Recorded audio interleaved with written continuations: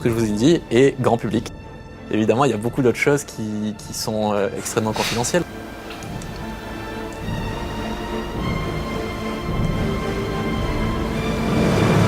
Jérémy Nérou a fondé Icar Technologies à Ajaccio.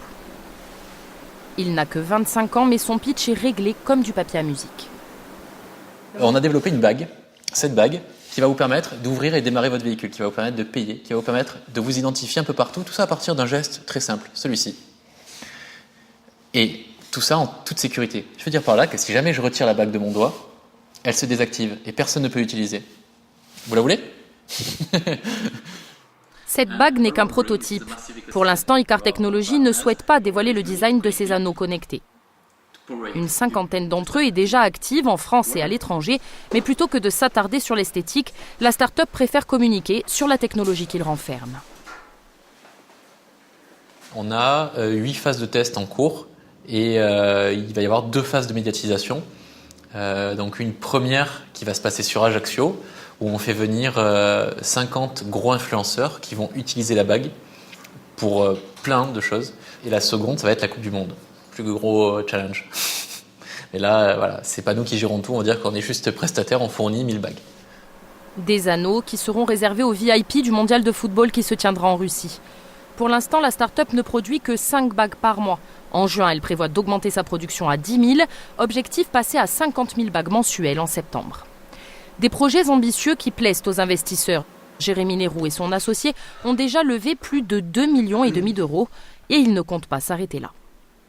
On nous a fait déjà pas mal de propositions de rachat, 7 ou 8 exactement, de grands groupes français ou même belges qu'on a refusés.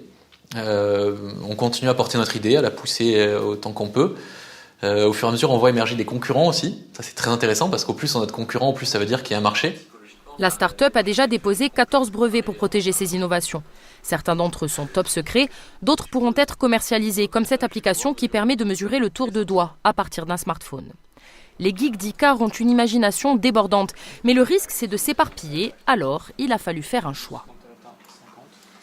Le marché qui est le plus mature et qui ne nécessite pas d'installation particulière, c'est justement le paiement. C'est le premier sur lequel on se lance.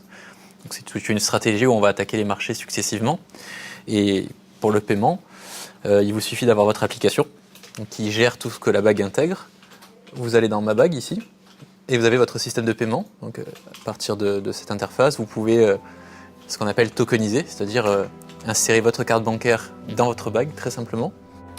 D'autres fonctions sont en cours de test et de développement, comme l'identification du porteur de l'anneau en essai à la poste ou des programmes confidentiels liés à l'armement.